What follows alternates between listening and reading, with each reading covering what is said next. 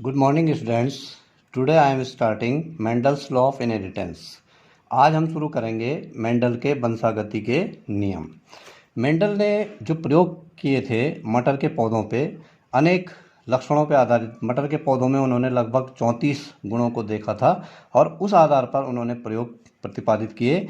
उन प्रयोगों पर आधारित 3 नियम प्रतिपादित किए गए, जिसमें कि पहला नियम है प्रभाविता का नियम, लॉ ऑफ डोमिनेंस। दूसरा नियम है पृथक्करण का नियम, लॉ ऑफ सेग्रीगेशन। तीसरा नियम है स्वतंत्र अभिव्यूहन का नियम, लॉ ऑफ इंडिपेंडेंट असॉर्टमेंट। अब इन नियमों को एक एक करके लेते हैं। पहला है प्रभाविता का नियम, लॉ ऑफ डोमिनेंस। मेंडल ने क्या किया, एक एक विपरीत लक्षणों के पौधों के मध्य संकरण करवाया, क्रॉस करवाया, और इसमें यह देखा उन्होंने कि किसी एक लक्षण को नियंत्रित करने वाले जो कारक होते हैं वो उस युग्मक के अंदर या उस पौधे के अंदर दूसरे कारक को नियंत्रित करने वाले जो कारक होता है उसके लक्षणों को की अभिव्यक्ति को रोकता है। मतलब एक लक्षण दूसरे लक्षण के ऊपर डोमिनेंट होता है, प्रभावी होता है। मेंडल ने जब देखा, पहली पीढ़ी में उन्होंने जब लक्षणों का दो विपरीत लक्षणों का संकरण करवाया और F1 जनरेशन में पहली पीढ़ी में जब उन्होंने देखा तो जो लक्षण प्रभावी लक्षण थे उन्होंने अपने को दिखाया, प्रदर्शित करा उन्होंने, और जो दूसरे जो अप्रभावी लक्षण थे उन्होंने अपने को प्रदर्शित नहीं कर पाए। तो जो लक्षण प्रथम पीढ़ी में दिखाई दिए उनको मेंडल ने डोमिनेंट या प्रभावी लक्षण या प्रबल लक्षण कहा। जो लक्षण प्रथम पीढ़ी में नहीं दिखाई दिए उनको मेंडल ने सुप्त अथवा अप्रभावी रिसेसिव लक्षण कहा। अब मेंडल ने जो प्रयोग करा, इसमें मेंडल ने क्या किया, एक शुद्ध लंबा पौधा लिया, एक शुद्ध बौना पौधा लिया मटर का, और शुद्ध का उन्होंने इस प्रकार से निर्धारण किया कि उस शुद्ध पौधे को 2-3 पीढ़ियों तक उन्होंने अलग, बिल्कुल जो है अलग उगाया और उसी में जो है संकरण उसी में करवाते रहे, शुद्ध से शुद्ध प्राप्त करते रहे। इसी प्रकार से बौना पौधा भी उन्होंने शुद्ध प्राप्त किया, जिसको हम शुद्ध कहते हैं। शुद्ध का मतलब होता है होमोजाइगस, समयुग्मजी, और जो दूसरा होता है उसको विषम युग्मजी शब्द उसके लिए यूज किया जाता है। तो जब उन्होंने शुद्ध पौधों समयुग्मजी के बीच संकरण क्रॉस करवाया, जैसे लंबे पौधे और बौने पौधे के बीच उन्होंने संकर क्रॉस करवाया, तो पहली पीढ़ी में उन्होंने पाया कि सभी पौधे विषम युग्मजी हेट्रोजाइगस लंबे पौधे हुए। दिखाई तो दिए वो लंबे, लेकिन उनके अंदर जो लक्षण थे वो बौनेपन के लक्षण भी थे। इस प्रकार से उन्होंने शुद्ध लंबे पौधे, जिसको कि कैपिटल टी से डिनोट किया जाता है, ये फिनोटाइप है शुद्ध लंबे, और जीनोटाइप है कैपिटल टी। ये समयुग्मजी भी इसको कहा जाता है। इसी प्रकार से शुद्ध बौने स्मॉल टी, इसको फिनोटाइप कहा गया, और स्मॉल टी को कहा गया जीनोटाइप। शुद्ध बौने हो गया फिनोटाइप और स्मॉल टी जीनोटाइप हो गया, ये भी समयुग्मजी हो गया। इनके बीच जब संकर क्रॉस करवाया तो इस प्रकार से जब ये एक दूसरे के साथ इन जो इसके युग्मक है वो कैपिटल टी और दूसरे युग्मक स्मॉल टी, इनके बीच जब संकर क्रॉस हुआ तो पहली पीढ़ी में F1 generation, first filial generation जिसको बोला जाता है, प्रथम संतति पीढ़ी जिसको बोला जाता है, उसमें capital T small T, capital T small T, capital T small T, capital T small T, अगर 4 पौधे हुए तो चारों पौधे capital T small T genotype वाले हुए, जिनको कि संकर लंबा या विषम युग्मजी लंबा कहा गया। हेट्रोजाइगस टॉल उसको बोला गया। इस प्रकार से यहाँ पर उन्होंने देखा कि जो पहली पीढ़ी में दिखाई दिए लंबे पौधे जो दिखाई दिए उसको प्रभावी लक्षण कहा, और दूसरे को अप्रभावी लक्षण कहा, जो कि पहली पीढ़ी में नहीं दिखाई दिया। तो ये जो नियम था इसको इसीलिए प्रभाविता का नियम, लॉ ऑफ डोमिनेंस कहा जाता है। दूसरा नियम है मेंडल का पृथक्करण का नियम, law of segregation. Law of segregation में क्या किया, जब पहली पीढ़ी में उन्होंने देखा कि मिश्रण हो गया, जो युग्मक होते हैं उनके अंदर जो कारक होते हैं जो कि लक्षणों का निर्धारण करते हैं, बौनापन और लंबापन, उनका वहाँ पर जो है संयोजन हो गया। ये पृथक्करण का नियम जो होता है इसको विसंयोजन भी कहा जाता है, विसंयोजन का नियम भी कहा जाता है, या युग्मकों की शुद्धता का नियम भी कहा जाता है। यहाँ पर क्या होता है, जब दूसरी पहली पीढ़ी वाले से प्राप्त जो पहली पीढ़ी में जो प्राप्त होते हैं उनमें जब संकर क्रॉस करवाया जाता है, तो जब दूसरी पीढ़ी प्राप्त होती है तो उसमें जब युग्मक बनते हैं तो युग्मकों के निर्माण के समय जो कारक होते हैं वो कारक अलग हो जाते हैं। उसको जो है विष संयोजन बोला जाता है। वो शुद्ध अलग मतलब जो गुण दिखाने वाले जो कारक होते हैं, जो लक्षण प्रदर्शित करने वाले जो कारक होते हैं, या किसी लक्षण को प्रदर्शित करने वाले जो कारक होते हैं, वो कारक जो है अलग हो जाते हैं, पृथक हो जाते हैं। और F2 जनरेशन में जो लक्षण हमने सबसे पहले जिन लक्षणों के बीच हमने संकर क्रॉस करवाया था, वो लक्षण पुनः प्रदर्शित होना शुरू हो जाते हैं। अब मेंडल का प्रयोग जो है इसमें क्या था, जो F1 पीढ़ी, इससे पहले हमने लंबा पौधा और बौना पौधा के बीच संकर क्रॉस कराया था, उसमें जो विषम युग्मजी लंबे पौधे प्राप्त हुए थे F1 पीढ़ी में, उनको अब पेरेंट पीढ़ी कहा गया। और उन विषम युग्मजी कैपिटल टी स्मॉल टी के बीच संकर क्रॉस करवाया गया। और F2 पीढ़ी में जब देखा गया तो उसमें दोनों शुद्ध लंबा पौधा भी प्रदर्शित होता है, शुद्ध बौना पौधा भी उसमें प्रदर्शित होता है। का मतलब वो अपने अपने गुणों को अलग अलग पृथक्कृत कर देते हैं। अब यहाँ पे हम बात करते हैं, जब संकर क्रॉस कराया गया, जो पहली पीढ़ी में हमें प्राप्त हुए थे विषम युग्मजी लंबे हेट्रोजाइगस लंबे टॉल उसको बोला जाता है, ये इसका फिनोटाइप है। उसका जीनोटाइप है कैपिटल टी स्मॉल टी। इसी प्रकार से कैपिटल टी स्मॉल टी, इनके बीच संकर क्रॉस करवाया गया। इसके जो युग्मक बनेंगे, गैमेट बनेंगे, इसके गैमेट बनेंगे कैपिटल टी स्मॉल टी, इसके गैमेट बनेंगे कैपिटल टी स्मॉल टी। अब यहाँ पर क्या करेंगे, ये एक स्क्वायर बनाया गया।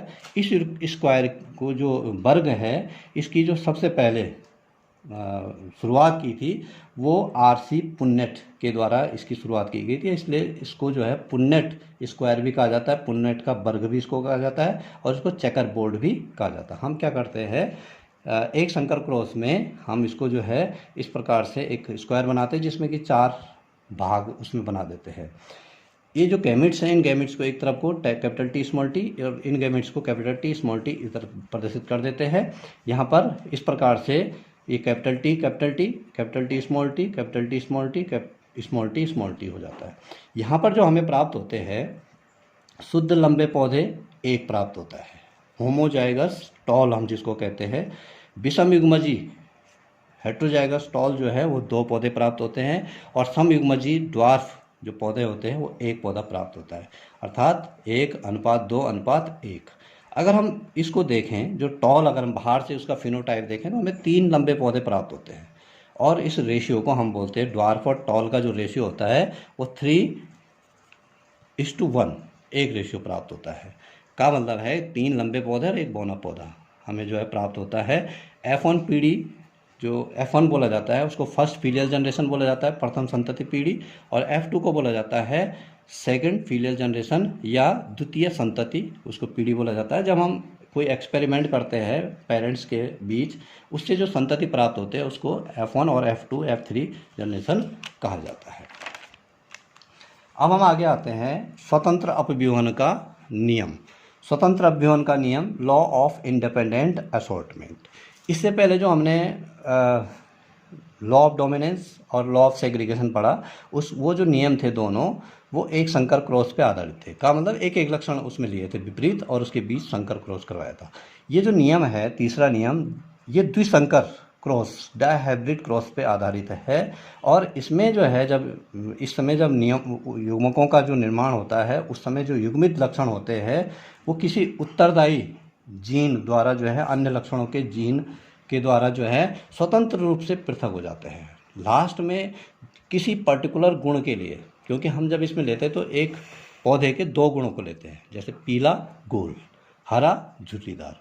तो इसमें क्या होगा, लास्ट में जब दूसरी पीढ़ी में जब संतति होगी तो उसमें क्या होगा, पीला गुण भी प्रदर्शित करेगा अपने को, गोल वाला गुण भी प्रदर्शित करेगा, हरा गुण भी प्रदर्शित करेगा, झुर्रीदार गुण वाला भी उसको प्रदर्शित करेगा। इसलिए इसको स्वतंत्र अपव्यूहन का नियम कहा जाता है। इसमें मेंडल ने 2 विप्रयासी लक्षणों वाले भिन्न भिन्न पौधों को के मध्य जो है संकर क्रॉस करवाए थे। इसमें क्या होता है, जब लॉ ऑफ डोमिनेंस हम पढ़ते हैं तो उसमें क्या होता है कि पहली पीढ़ी में वो क्या करते हैं, एक जो प्रभावी लक्षण होता है वो दूसरे के लक्षण को दबाता है, उसको जो है उसके ऊपर डोमिनेंट होता है। यहाँ पर क्या होता है, स्वतंत्र अपव्यूहन के नियम में एक लक्षण की वंशागति दूसरे लक्षण की वंशागति से प्रभावित नहीं होती है दूसरी पीढ़ी में जाकर, इसलिए इसको स्वतंत्र अपव्यूहन का नियम कहा जाता है। मेंडल का प्रयोग क्या है इस पर, मेंडल ने क्या किया था, जो अपना प्रयोग लिया उसने, दो विप्रयासी लक्षण लिए उन्होंने। एक पौधा कैसा लिया उन्होंने, पीले गोल बीज वाला, जिससे पीले गोल बीज प्राप्त होते हैं, येलो राउंड सीड प्राप्त होते हैं। उस ये फिनोटाइप हो गया उसका येलो राउंड, और जीनोटाइप हो गया उसका capital Y small capital R. दूसरा जो पौधा लिया उन्होंने, हरे झुर्रीदार बीज वाला पौधा लिया, जिसको कि हम ग्रीन रिंकल्ड सीड हम कहते हैं, वो उसका फिनोटाइप हो गया। और उसको जो कहा गया, उसको स्मॉल वाई और स्मॉल आर से उसको प्रदर्शित किया गया। ठीक अपोजिट जो है उसको प्रदर्शित करते हैं। अब यहाँ पे देखो, होमोजाइगस समयुग्मजी पीले गोल, ये फिनोटाइप है, ये प्रभावी लक्षण है, येलो राउंड इसको हम कहते हैं। और अप्रभावी होमोजाइगस समयुग्मजी हरे झुर्रीदार, ये जो है ये अप्रभावी लक्षण है, ग्रीन रिंकल्ड इसको बोला जाता है। Capital Y capital R small R, ये दो गुणों वाले युक्त जो है पौधे हैं। अगर इनके गैमेट्स बनते हैं तो इनके गैमेट्स जो समयुग्मजी के गैमेट्स बनते हैं कैपिटल आर कैपिटल वाई या कैपिटल वाई कैपिटल आर। हम इसको आगे पीछे भी लिख सकते हैं, आर को पहले भी लिख सकते हैं, वाई को बाद में भी लिख सकते हैं, इसको हम आगे पीछे कर सकते हैं। पीले गोल बीज भी कह सकते हैं, गोल पीले बीज भी इसको हम कह सकते हैं।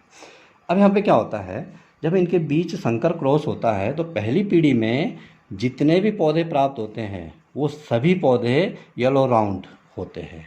येलो राउंड मतलब पीले गोल बीज युक्त पौधे होते हैं। लेकिन वो कैसे होते हैं, वो हेट्रोजाइगस होते हैं, विषम युग्मजी होते हैं।